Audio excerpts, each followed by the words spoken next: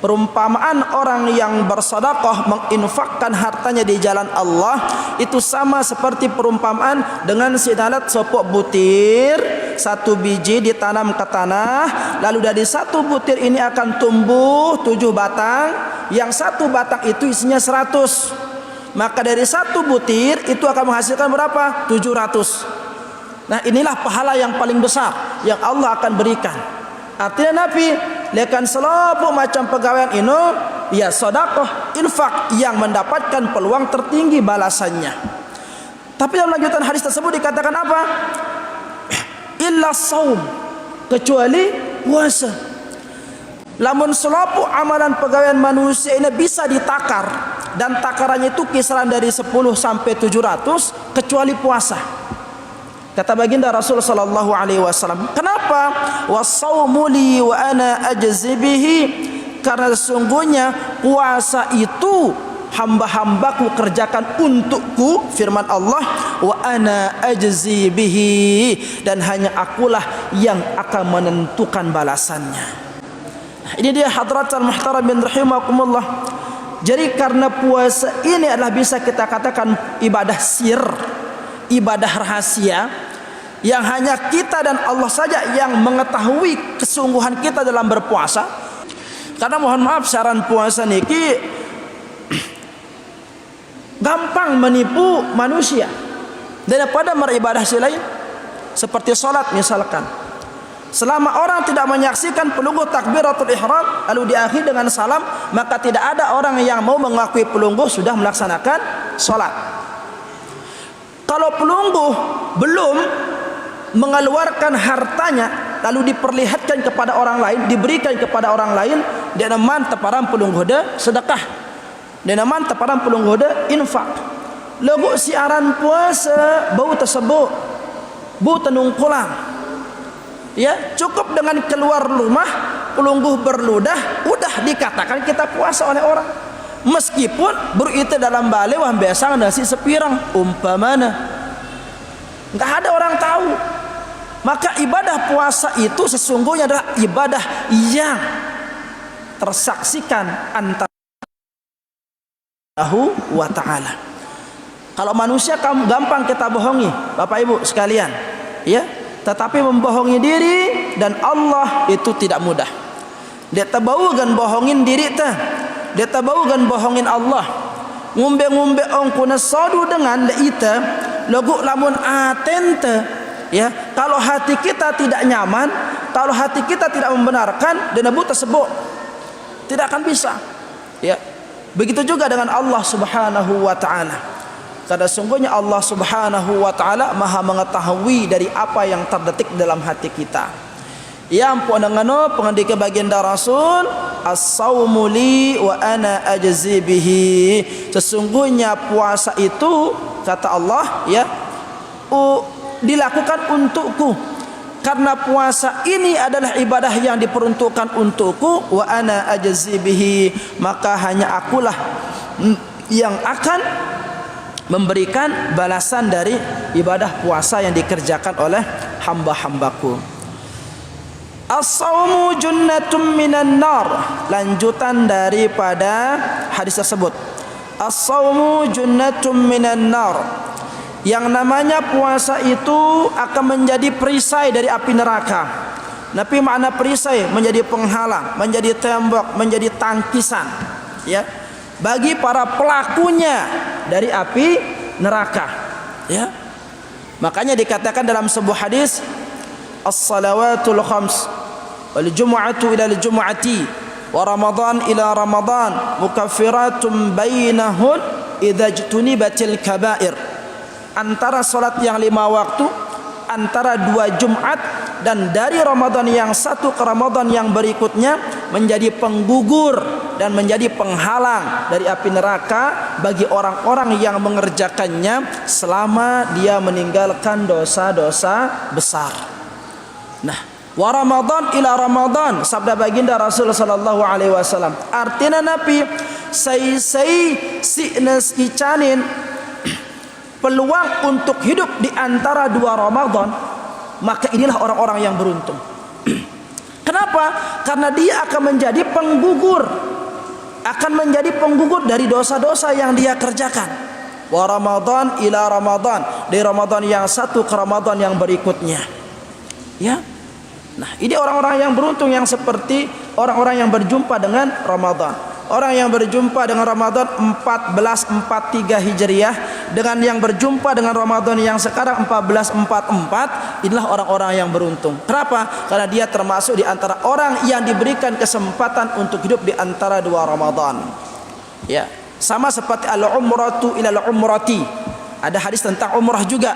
Antara umrah yang satu dengan umrah yang berikutnya itu menjadi penggugur bagi dosa-dosa yang dia kerjakan. Makanya kalau ada kelebihan rezeki pelunggu umrah, sering-sering umrah, bilang tahun umrah. Ya, kenapa? Karena itu menjadi penggugur peluang kita untuk jalan menggugurkan dosa-dosa kita. Begitu sabda baginda Rasul sallallahu alaihi wasallam.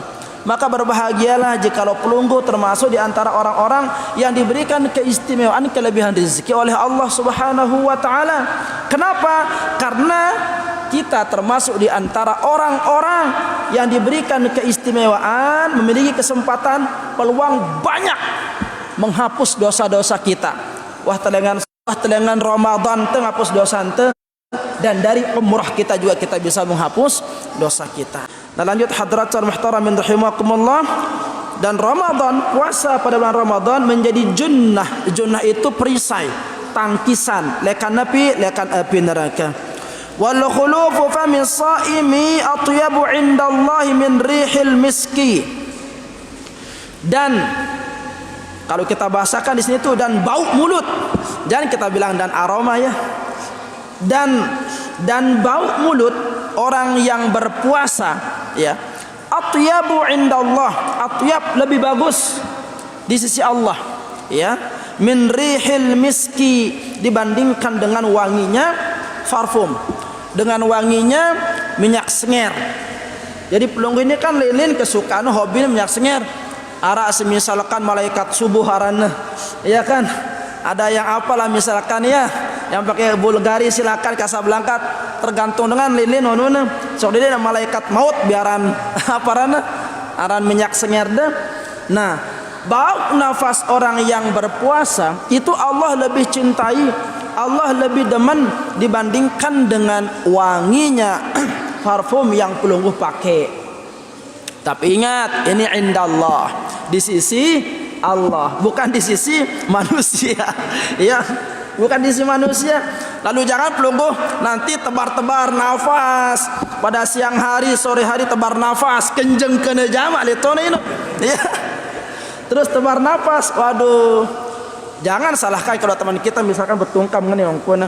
Terus pelunggu sini terus, yo Allah doang demen nilai sekeni. Kan ya tembe tutup hidung me, misalkan ngene nyilih dengan kan di sisi Allah itu yang lebih baik, bukan di sisi manusia. Ya lawan sama tahun jadi ente si arak engkok ieu juluan. Kan ngeno, ndi? Nah, sehingga kita dimakruhkan untuk bersiwak ketika sudah zawal. Zawal itu ketika matahari persis berada di atas kepala, atau tengeri lembasan tawah waktu zuhur, itu zawal. Ya, pada zawal itu dalam agama kita, dalam syariat kita itu dimakruhkan untuk bersiwak. Dimakruhkan. Makanya kalau pelunggu ingin bersiwak itu dari selesai makan sahur sampai sebelum zawal. Di sana tempatnya orang bersiwak. Nah, lamun wah zawal, kalau sudah matahari itu tergelincir, ya, itu sudah makruh hukumnya di sana. Makruh hukumnya. Nah, wa in jahila ala ahadikum jahilun wa huwa shaimun falyaqul inni shaimun. Lamun ara sopok manusia jahil, sigan berbuat jahil kepada salah seorang di antara kalian sementara kalian sedang berpuasa, nah jahil, pegawaian jahil. Napi makna jahil? Blok, jahil bodoh, ya. Nah bahasa ante kan sang jahil me jadi kanak misalkan. Apa bahasa mamban ini? Lejah deh. Seruru. Nah, lamun arak dengan lejah seroro bakajengil jahil tipa pelungguh de senamian sementara pelungguh dalam keadaan berpuasa, maka berilah jawaban kepada orang tersebut dan mengatakan apa? Inni shaim, kenjengkengku puasa, ya, aku sedang puasa, aku sedang puasa. Artinya apa? Hadratal muhtaramin rahimakumullah, potensi-potensi kezaliman itu tertutup rapat bagi orang yang melakukan ibadah puasa. Sampai pun ketika dia dijahili, dizalimi oleh seseorang, tetap dia harus menepis semua perbuatan itu sembari menjawab, aku sedang dalam keadaan berpuasa. Artinya Nabi detekanggo balas keburukan dengan keburukan pada bulan Ramadan. Tak boleh, ya. Kalau menaran jahilin pelungguh de, ngerantai pelungguh de, nyumpaknya nak pelungguh de, jagur pelungguh de, mengambil hak pelungguh de, ya, itu enggak boleh dibalas dengan sesuatu hal yang sama, enggak boleh. Katakan, aku sedang puasa, aku sedang puasa, ya. Lalu bukan berarti ketika berbuka lalu boleh, tidak, ya. Kalau memang berampas bareh, jika berbuka kuantian tu, lembet tamerani, misalkan seperti itu. Bukan begitu maknanya.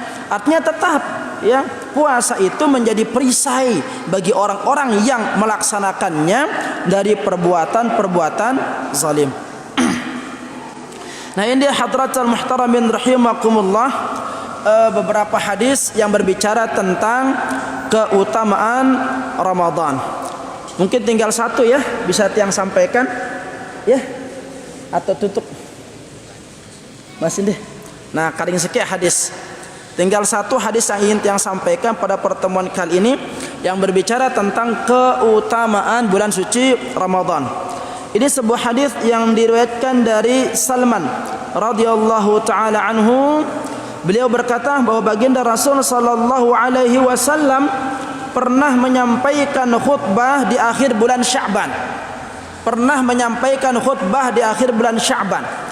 Artinya tanggal 3 desa bulan Sya'ban dan nanti malamnya sudah masuk tanggal 1 Ramadan dan itu bertepatan pada hari Jumat. Di sana baginda Rasul menyampaikan khutbah. Nabi khutbah baginda Rasul sallallahu alaihi wasallam bunyinya seperti ini. Ya ayyuhan nas, duhai sekalian manusia, qad azallakum syahrun azimun mubarakun, akan datang kepada kalian, ya, suatu bulan yang sangat berkah, yang sangat agung, yang penuh dengan keberkahan. Syahrun fihi lailatun khairum min alfi syahrin, sebuah bulan yang dimana terdapat satu malam yang dimana ibadah yang dikerjakan pada malam itu khairun min alfi syahrin, lebih mulia dipandang oleh Allah Subhanahu wa taala dibandingkan dengan beribadah berapa? 1000 bulan. Ya. Ada suatu malam pada bulan Ramadan itu yang dimana jikalau itu dimanfaatkan dengan beribadah pada malam itu, maka ibadah yang dikerjakan lebih mulia dibandingkan dengan ibadah yang dikerjakan 1000 bulan. Syahrun ja'alallahu siyamahu faridatan, sebuah bulan yang Allah Subhanahu wa taala menjadikan puasa padanya menjadi kewajiban. Wa qiyama lailihi tatawuan, dan beribadah pada malam harinya akan menjadi ibadah sunnat seperti ibadah tarawih, ya. Itu maksudnya di sana. Wa man taqarraba fihi bi khaslatin minal khairi kana kaman adda faridatan fima siwahu, ya.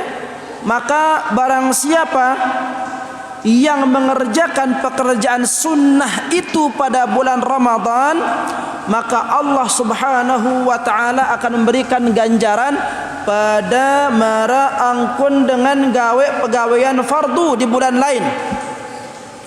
Pekerjaan sunat yang kita kerjakan pada bulan Ramadan akan bernilai wajib, sama seperti ibadah yang kita kerjakan bernilai wajib di bulan yang lain. Mana contohnya? Salat sunat rawatib umpamana qabliyah zuhur, ba'diyah, ya, qabliyah asar, ya. Nah, itu salat-salat rawatib seperti itu kalau dikerjakan di bulan-bulan yang lain maka nilainya sunat. Lagu lamun tegawe ialah bulan Ramadan, maka Allah akan menjadikan pahalanya seperti salat fardu. Wa man adda faridatan fihi, lalu ketika ada orang menunaikan ibadah fardu di bulan Ramadan, nah ngombe beli pahalana. Ya. Kalau sunat saja akan bernilai fardu, maka kalau fardu bagaimana pahalanya? Nah, ada yang tahu? Lamun tenggai pegawaian fardu di bulan Ramadan, sekumbe beli pahalana.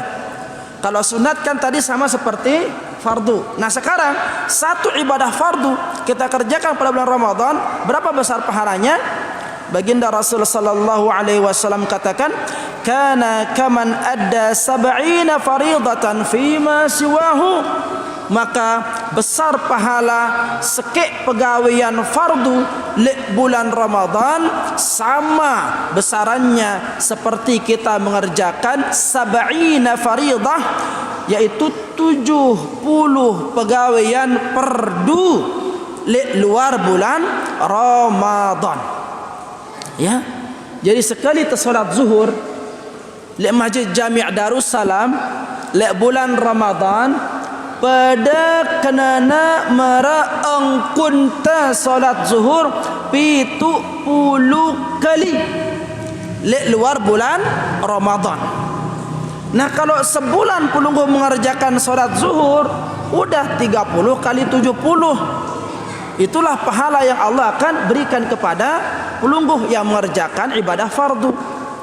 Nah, lagu arak ibadah fardu lamun tegawe ya itu dahsyat pahalana, bukan 70 kali lagi dilipat gandakan oleh Allah. Lagu arak siu, arak si 100 yu.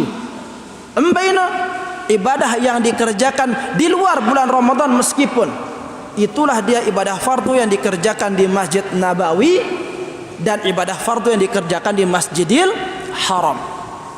Tuh, ya. Sekali tenggai pegawaian fardu di Masjid Nabawi, maka Allah akan berikan ganjaran pahala pada mara ongkun tenggawe pira siu kali salat fardu di masjid-masjid lain. Artinya apa?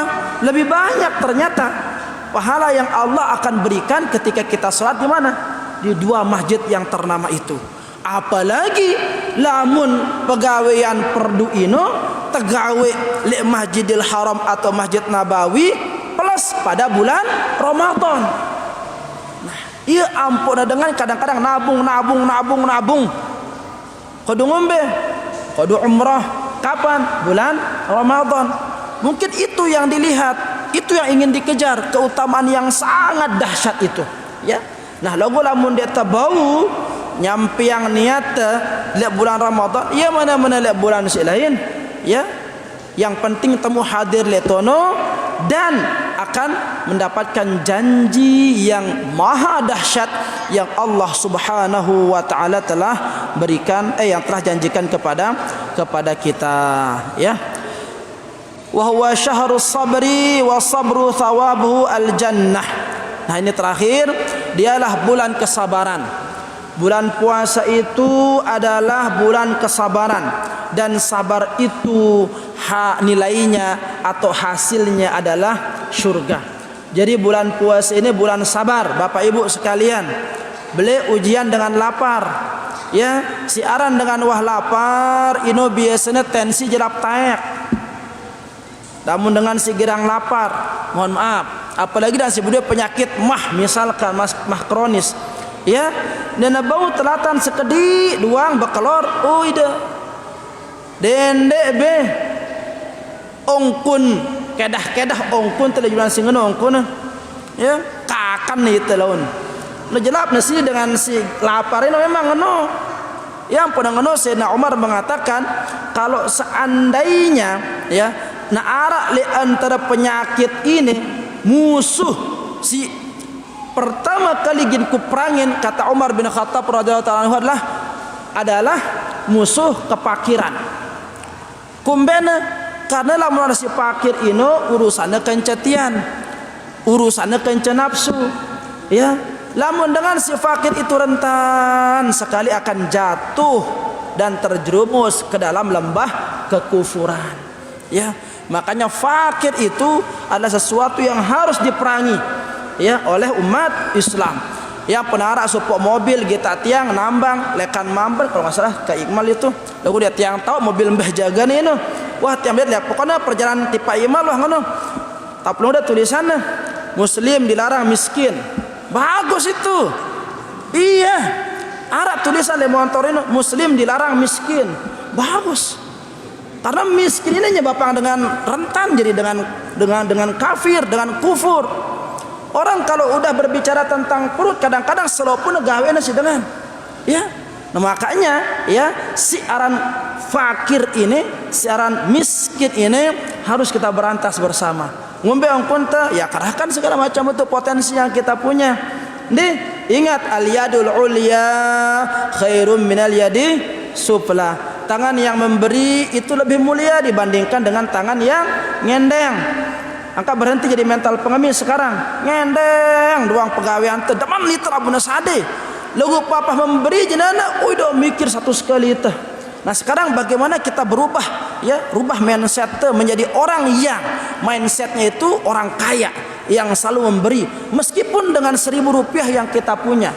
Belajar memberi. Ya. Angka denara ceritanya dengan gen mudarat selama dia mau berikhtiar. Mana-mana misalkan modal 1 siu masa dia tebu hidup sejelo tendak es misalkan jual bareh sore wayan dengan bebuka kan laku es ini ya berdua 1 siu minak pentol jual sarang pentol ini kan betina luar biasa sejiran jual pentol pira persen beti jualan pentol coba ya dari modal 100.000 mungkin kita akan mendapatkan keuntungan 40.000 apa kali sebulan 4 kali 3 berapa sudah kepeng pelungguh. Nah ini dia sebenarnya lamun temele berikhtiar asal temele doang ya asal temele doang insyaallah nggak ada yang sulit bagi Allah subhanahu wa ta'ala. Lalu kadang-kadang kita beli gengsin teh beli abot teh ya. Nah sehingga Ramadan mengajarkan kepada kita bahwa Ramadan itu adalah bulan kesabaran ya. Maka latihlah kesabaran kita di bulan Ramadan ini sehingga betul-betul ketika kita keluar dari Ramadan ini nampaklah kita sebagai pribadi yang baru, pribadi yang penyabar, pribadi yang tutur kata yang sopan, santun, lemah lembut dan selalu menyenangkan hati para pendengar-pendengarnya. Nah sampun niki hadratul muhtaramin rahimakumullah karena sudah jam 5 kurang 4 menit hapen tiang bentar lagi selesai waktunya seperti biasa tiang serahkan kepada Bapak MC. Wallahu taala ala wa alam. Waalaikumsalam warahmatullahi wabarakatuh. Terima kasih kami sampaikan kepada Bapak Muhammad dan Bapak Kurator atas kesempatan yang diberikan kepada kami. Terkait dengan pengalaman khususnya amalan-amalan atau kebaikan-kebaikan yang kita lakukan di bulan suci Ramadan ini, itu sangat luar biasa ini pahalanya.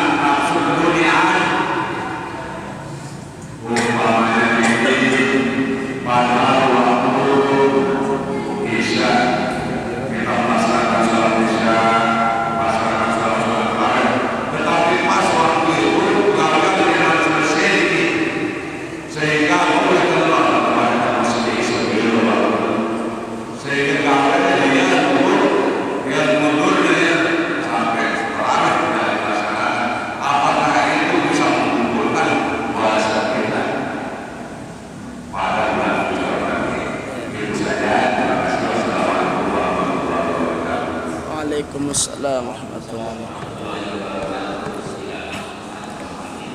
Ya. Kan pahala-pahala doang ini sebutan itu, keutamaan doang sebutan itu. Ya, terkait bulan Ramadan kan dia narap beli-beli dosa-dosa dengan si maksiat jangan yang ngombe ongkona. Perhatikan hadratal muhtaramin rahimakumullah. Ya. Kenapa yang menyampaikan pertama ya, yaitu tentang kelebihan pahala orang yang beribadah pada bulan suci Ramadan. Biasanya ya, yang namanya manusia lebih jelapan, lebih gegeran dengan begawean ya, ketika dia disampaikan upah atau penyelamatan lekan sopok perkara pemenangannya. Misalkan gini, mele bukan lihat yang mele gaweang ite misalkan pasangan ite balon ya, nekela muda pasangan ite balon ini gin kupak pelungguh dah ini 500 yu.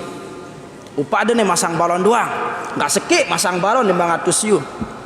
Nah, kence ngeneong katiang pasangan tiang balon. Terus karubin beri di otak 500 nih, ke anggap lunas soheno. Jadi upah ada masang balon. Kira-kira mbak lebih semangatan dengan ini begawian antara namu kepeng atau na lunas utangnya. Akal abu nabu jangan ngani, kau nak nasadi tali 500 sini wah dulu, nih, nak tabaj setengah, ati darah tenti setengah, kan ngono, kau manusia biasanya. Pokoknya nak menarik perhentiannya, no, iya nyuri lebih semangat. Nah sehingga ya pekerjaan amalan manusia itu terbagi jadi telu. Dalam kitab Arab itu dibahas seperti itu. Pas di dalam pembahasan niat. Golongan manusia si pertama ino dengan si semangat beribadah, semangat melakukan amalan. Kenapa? Ketika dia mengharapkan pahala dan mengharapkan surga. Ini tingkatan si pertama. Dan orang yang ibadah seperti ini diumpamakan seperti ibadahnya pedagang. Dia akan semangat ya mengerjakan apapun jua lamun wah pedas mauna upah. Model manusia si kedua, arah manusia ibadah. Motivasinya apa? Takut akan dosa dan agar jangan dimasukkan ke neraka oleh Allah. Nah, orang yang seperti ini maka dia diibaratkan seperti ibadahnya hamba, budak, pembantu. Dia akan mengerjakan segala sesuatunya dengan apa? Dengan keterpaksaan. Kenapa? Karena dia selalu berada di bawah tekanan. Lamun deku gawe itu meneraka aku. Lamun deku gawe dosa mau aku. Akhirnya seperti itu dia. Nah, dari dua jenis ini mana yang lebih bagus? Yang pertama lebih bagus ini. Dia termotivasi karena mengharapkan pahala dan surganya Allah Subhanahu wa taala. Nah, lagu arah si paling bagus di antara si dua ini. Nabi ya dengan si beribadah, dia melaksanakan ibadah bukan mengharap pahala dan surga, dan juga dia beribadah bukan karena takut dosa dan dimasukkan ke neraka.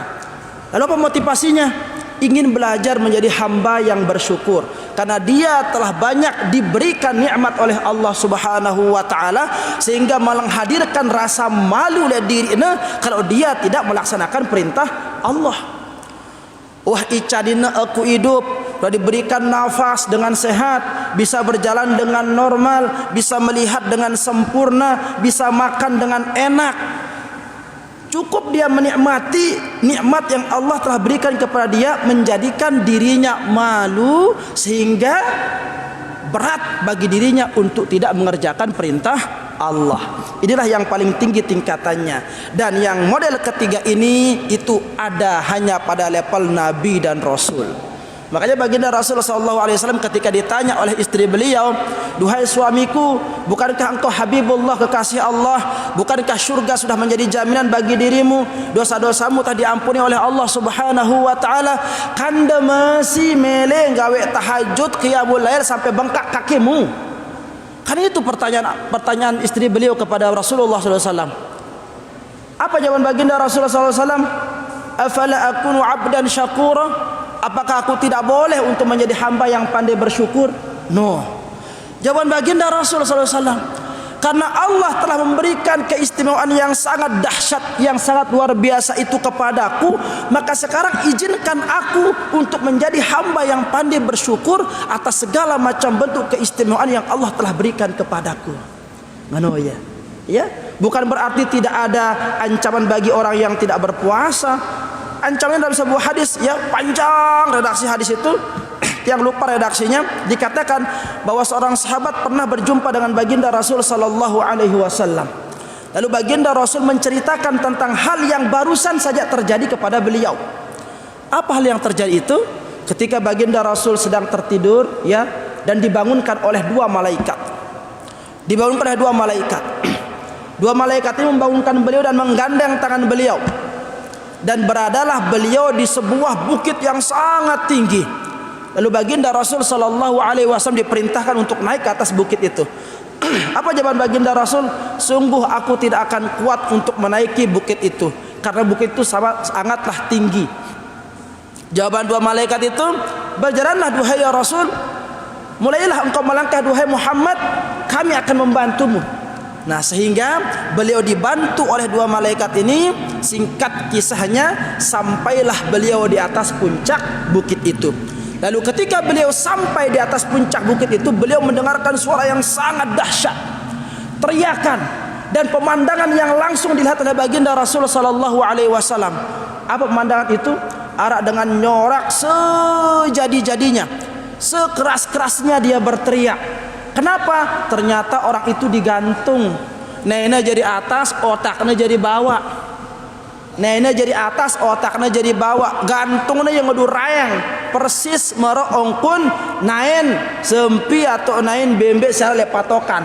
Dibelikat kakinya itu, dirayang dia. Ya.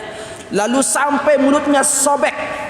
Dari mulut yang sobek itu keluar darah, keluar nanah yang sangat busuk baunya. Bertanya baginda Rasulullah SAW, "Sungguh sangat kasihan orang itu. Apakah yang dilakukan oleh orang itu sehingga dia disiksa seperti itu oleh Allah Subhanahu wa taala?" Apa jawaban dua malaikat tersebut?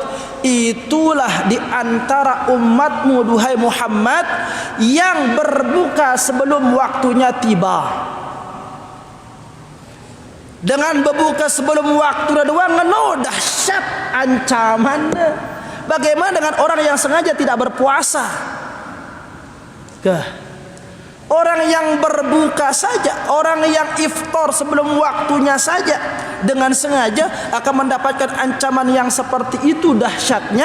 Lo bagaimana jika orang itu betul-betul dia dengan sengaja tidak mau melaksanakan ibadah puasa pada bulan Ramadan? Maka sungguh jauh lebih dahsyat ancaman yang Allah Subhanahu wa taala akan berikan. Nah, seperti itu. Jadi bukan tidak ada hadis yang bercerita tentang dosa orang yang tidak berpuasa, banyak sekali. Ya, tetapi sengaja disampaikan motivasi-motivasi, keutamaan-keutamaan, pahala-pahala tentang ibadah yang dikerjakan pada bulan Ramadan. Itu tujuannya agar lebih memotivasi, lebih menyemangati daripada orang yang ingin mengerjakan ibadah puasa pada bulan Ramadan, sehingga betul-betul dia menghidupkan Ramadan itu dengan secara totalitas. Nah, yang kedua pertanyaannya, puasa itu kan mencegah kita dari jaga nafsu. Nah, oke lah, bau si tenjaga diri telekan nafsu syahwat misalkan. Nah, ngombe lawan nafsu keduniaan ini, apakah kira-kira lamun tekalah si nafsu keduniaan te menggugurkan pahala Ramadan kita atau seperti apa? Contohnya seperti yang tadi disampaikan oleh penanya. Wah datang insya karena ada pegawaian yang harus diselesaikan dengan melin gawe ya. Ya bareh na gawe ya. Jerak dengan tadarus mesti begawian. Bahkan karena kecapean lolos. Salat isya ende, salat tarawih ende, mangan sahur ende. Ya, ujung-ujungnya puasa ende. Ngombe pernah sing modelnya. Maka perhatikan hadratal muhtaramin rahimakumullah ya.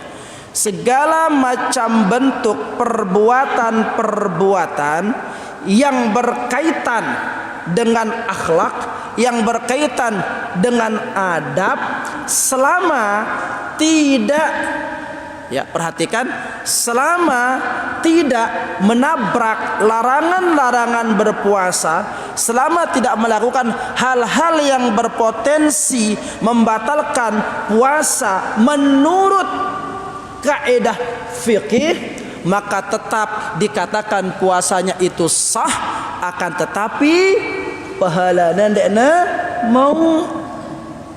Makanya baginda Rasul katakan kam min shaimin, betapa banyak di antara orang yang mengerjakan ibadah puasa laisa lahu min siyamihi, akan tetapi dia tidak mendapatkan apa-apa dari puasanya itu.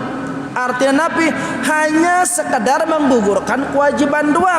Lagu dar mau apa-apa lekan puasa ini illa, kecuali yang dia dapatkan apa? Ju' wal atash, lapar, kencah, haus. Itu saja dia dapat. Lebih daripada itu enggak ada. Gugur kewajiban deh, gugur. Hanya gugur saja menjalankan kewajibannya berpuasa pada bulan Ramadan. Kenapa? Karena dia menahan dirinya dari segala sesuatu yang membatalkan puasa, mulai dari terbit matahari sampai terbenam matahari. Tetapi nilai dari ibadah yang dikerjakan itu neara sama sekali. Ya, mana di antaranya? Misalkan berkata keji, nyumpah. Itu kan dalam sebuah hadis sudah jelas dikatakan itu. Man yada' qawla zur wal amalun bih, barang siapa yang tidak bisa menahan dirinya dari berkata dusta dan berkata keji, falaysa lillahi hajatun fi an yada'a ta'amahu wa syarabahu, maka Allah tidak butuh puasa orang yang seperti itu, meskipun dari terbit fajar dia menahan dirinya dari makan dan minum. Allah enggak butuh. Artinya Nabi ndarak kenana, hanya saya menggugurkan kewajiban saja. Nah maranikan nggih, wallahu taala ala wa ala.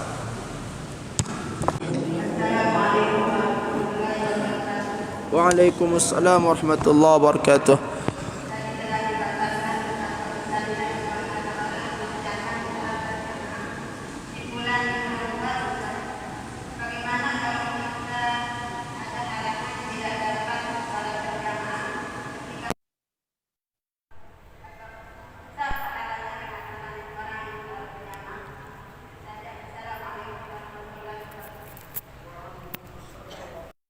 Ta'ala wabarakatuh. Tadi pahala orang yang mengerjakan sholat berjamaah itu sangat luar biasa. Ya, dalam sebuah hadis dikatakan as-salatul jamaah khairun min salatil fadhi bi 25 darajah. Dalam redaksi hadis ini mengatakan bi 27 darajah. Ada yang mengatakan salat berjamaah itu bandingan keistimewaannya itu 25 derajat dibandingkan dengan salat sendiri. Dalam hadis yang lain, redaksi yang lain mengatakan 27 derajat, ya. Taulah katakan yang paling tinggi 27 derajat. Perbedaan atau perbandingan nilai dari salat yang dikerjakan secara berjamaah dengan salat yang dikerjakan secara sendiri-sendiri. Pertanyaannya, kalau kita tidak bisa melaksanakan salat secara berjamaah, lalu kita laksanakan salat itu secara sendiri-sendiri, bagaimana besar kisaran pahalanya? Ya tetap seperti orang mengerjakan salat fardu. Hanya saja kalau kita kerjakan secara berjamaah akan dilipat gandakan sama seperti 25 perbedaannya atau 27. Nah, kalau yang ingin ditanyakan pahala fardunya yang dikerjakan pada bulan Ramadan yang seperti mengerjakan salat 70 kali salat di luar Ramadan, maka tetap kita akan mendapatkan hal yang seperti itu, tetapi tetap dalam batasan apa? Salat sendiri. Jadinya salat sendiri yang dikerjakan pada bulan Ramadan sama artinya dengan mengerjakan salat fardu sendiri sebanyak 70 kali di luar Ramadan. Kan ngono jadinya. Ya. Kalau salat jamaah bagaimana? Ya, satu salat jamaah yang dikerjakan pada bulan Ramadan sama besaran pahalanya dengan mengerjakan salat berjamaah 70 kali di luar bulan Ramadan. Tetap akan dilipat gandakan sebanyak 70, hanya saja dengan batasan-batasannya kita. Kalau dikerjakan sendiri ya pahalanya 1. Kalau dikerjakan berjamaah ya berbanding 25 atau berbanding 27 dikali 70. Seperti ini nggih. Wallahu taala ala wa ala. Lebih tinggi mana rahmat Allah dengan pahala? Saya sebutkan 3 surga itu rahmat Allah. Mungkin saya kalau dijelaskan kembali. Lebih tinggi mana pahala sama rahmat? Dulu ya, baginda Rasul sallallahu alaihi wasallam pernah mengisahkan tentang seorang manusia yang diberikan hidup, diberikan umur selama 500 tahun. 500 tahun kudu ibadah. Siangnya dia beribadah, dia berpuasa, malamnya dia qiyamul lail. Ya. Nah, lalu singkat cerita dikisahkan ketika manusia ini, hamba ini dihadapkan di pengadilan Allah Subhanahu wa taala, dan ketika diperintahkan malaikat untuk menimbang amalannya, ya, maka otomatis amalan kebaikan ini lebih berat dibandingkan dengan amalan keburukannya. Dan Allah merintahkan agar malaikat mempersilahkan dia masuk ke dalam surga dengan rahmatku, kata Allah. Dengan rahmatku, dengan kasih sayangku, dengan kemahamurahanku. Ya. Nah, setelah dikatakan seperti itu oleh Allah, merotes hamba ini. Oh, nggak bisa begitu duhai Allah. Aku ini berhak untuk masuk ke surgamu, jelas dong karena ibadahku 500 tahun. Ya. Siangnya aku berpuasa, malamnya aku qiyamul lail, aku beribadah 500 tahun. Itulah sesungguhnya ya Allah yang menjadikan aku menjadi manusia yang berhak untuk masuk ke dalam surgamu. Ya.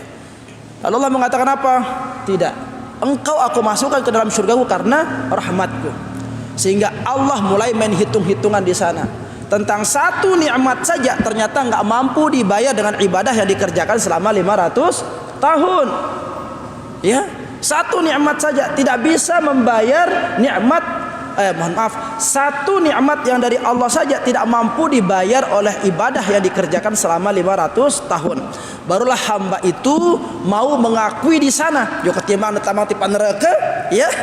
Akhirnya dia mau mengakui bahwa dia dimasukkan oleh Allah Subhanahu wa taala ke dalam surga itu dengan apa? Dengan rahmatnya Allah Subhanahu wa taala, dengan kasih sayangnya. Yang potong ngendeng setiap doa ante, Allahumma inna nas'aluka ridhaka wal jannah wa na'udzubika min sakhatika wan nar.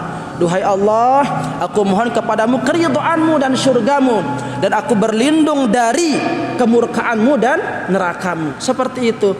Nah, hanya saja sekarang pertanyaannya, bagaimana cara kita untuk menggapai rahmat Allah itu? Bagaimana caranya untuk menggapai ridha Allah itu? Iya, salah satu caranya adalah dengan taat, dengan mengerjakan segala macam bentuk perintahnya dan meninggalkan segala macam bentuk larangannya, serta sabar, ikhlas, ridha terhadap ketentuan Allah Subhanahu wa taala. Itulah yang termaktub dalam makna iman, Islam, ihsan. Itu dia. Jadi nggak bisa kita hanya mengandalkan rahmatnya Allah saja. Ya Allah, dengan rahmatmu aku akan masuk ke dalam surgamu. Yakin aku ya Allah. Lugu salat dina mele misalkan. Puasa dina mele. Ya nanti Allah akan tanya nanti di akhirat, kau masuk surga? Mau ya Allah, apa alasan yang bisa engkau ajukan kepadaku sehingga engkau layak untuk aku masuk ke dalam surgaku? Begitu nanti kata Allah. Ya. Nah, sehingga harus berimbang itu antara iman teino kita buktikan dengan Islam lalu kita sempurnakan dengan ihsan kita itu. Nah dulu pengajian akhlak lebih dalam dibahas nanti oleh muallim-muallim kita. Sesuai pembahasannya dengan ini. Wallahu taala alam. Jadi inti lekan perkataan Profesor Sebur ini ya, yang menentukan nasib kita nanti di akhirat itu apakah kita menjadi ashabul yamin atau ashabul shimal itu adalah rahmatnya Allah. Kalau Allah ridha kepada kita, ya tentu kita akan masuk surga. Ya, tentu kita akan masuk surga. Nah, akan tetapi ya, orang yang akan mendapatkan keridhaan Allah itu adalah orang-orang yang ridha. Orang-orang yang ridha akan ketentuan Allah. Sehingga ada beberapa di antara para waliullah itu yang mengatakan apa? Duhai Allah, jikalau neraka lebih pantas menurutmu untuk menjadi tempatku nanti di akhirat, maka aku ridho, asalkan engkau ridho. Kira-kira bisa nggak kita duduk di makom yang seperti ini? Yang penting pelunggu udah dikaji ridho ya Allah, dak aku neraka ridho dikaji, bisa kira-kira. Nah, kalau kita mau main rekeng-rekengan ridhonya Allah, rahmatnya Allah, ya kita juga harus memiliki posisi yang sama dengan apa yang akan diberikan oleh Allah kepada kita. Ridho tingkatan yang paling tinggi yang akan menentukan nasib kita nanti di akhirat. Hanya saja keridhaan itu, rahmat itu akan bisa kita gapai dari apa? Dari ikhtiar kita merayu Allah, dari ikhtiar kita agar Allah itu cinta dan ridha kepada kita. Dengan apa? Ya tentunya dengan ketakwaan kita. Tattaqun, makanya dikatakan di penghujung ayat puasa itu Allah mewajibkan kita puasa, tujuannya apa? La'allakum tattaqun. Ya dengan takwa itulah nanti kita akan menggapai ridhonya Allah Subhanahu wa taala. Wallahu taala a'lam.